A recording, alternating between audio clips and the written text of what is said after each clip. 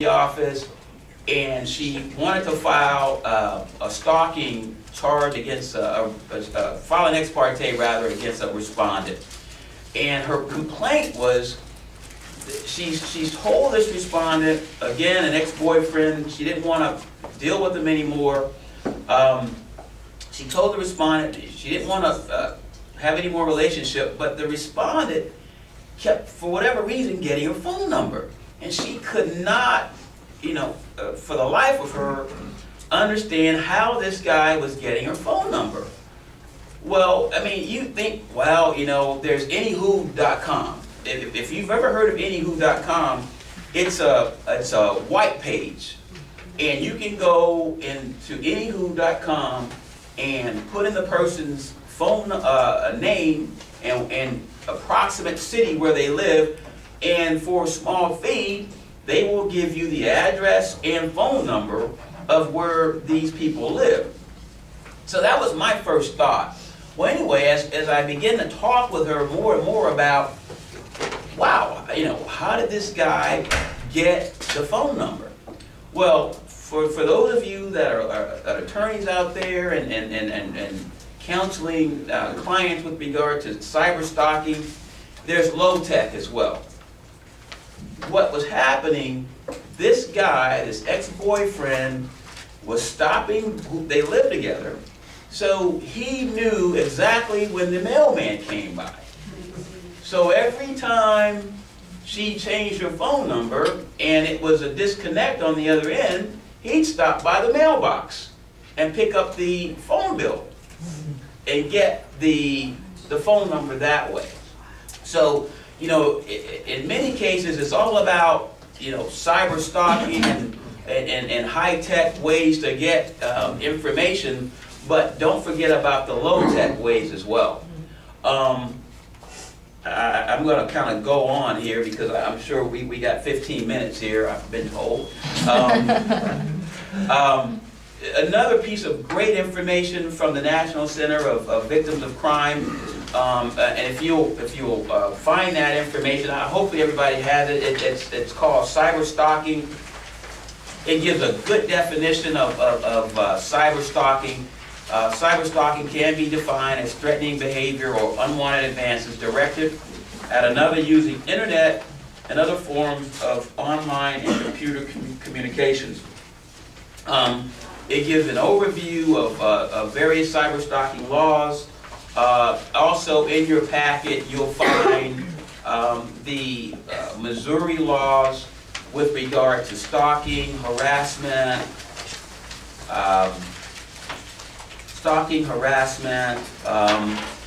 related offensive invasion of privacy, first degrees. So that information is there for you as well. Also, in this information, which I think is very important, again, for those of you that are working with clients that are involved in issues of stalking, cyber harassment, the National Center for Victims of Crime put out a real good, or give real good information with regard to if you are a victim of cyber stalking, the do's and don'ts, and I'll just kind of briefly go over some of them. It says that victims who are under the age of 18 should tell their parents or another adult they trust about harassment and or threats. Also it says experts suggest that in cases where the offender is known, victims, and I always tell petitioners that come into our office with regard to stalking, if they know the if they know the respondent, and the National Center for Victims of Crime also points this out, victims should send the stalker a clear written warning. Specifically, victims should communicate that the contact is unwarranted and ask the perpetrator to cease sending communication of any kind. Victims should do this only once. Then, no matter the response, victims should under no circumstances ever communicate with the stalker again. Victims should save copies of this communication in both electronic and hard copy form again. So again, and it says also, it talks about contacting your internet service provider with regard to tools that will filter and block the communications. So there are a lot of mediums out there to really get this kind of stalking, or this person, for lack of better words, off your back, or from harassing or stalking you. It also talks about making sure, and I always tell victims, make sure that they contact, their local police officers, or make a police report with regard to stalking.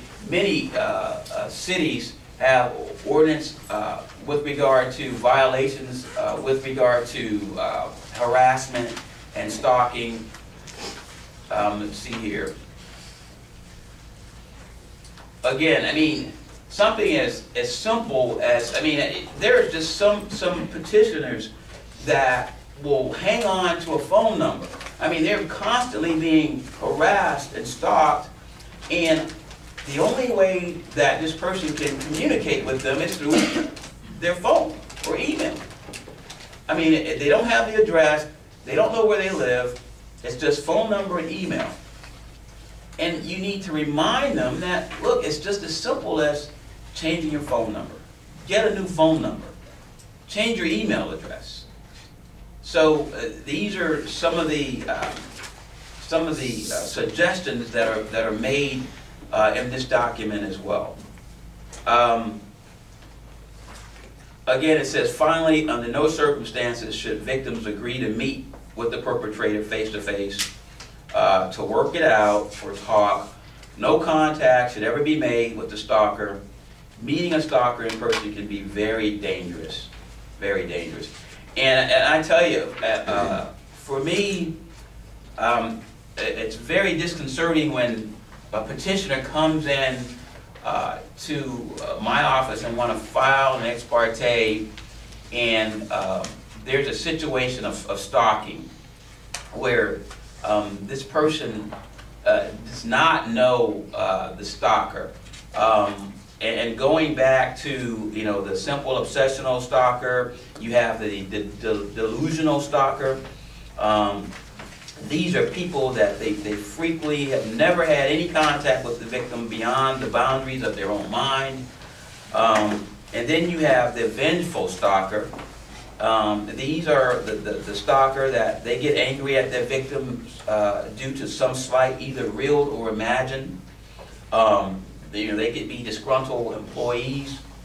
But going back to my point, it's very scary when a petitioner comes into our office and they don't know this person. They may have had just a casual meeting with this person, and this person is using electronic medium, emails, text messages, voicemails to stalk and harass this person, to follow them from place to place.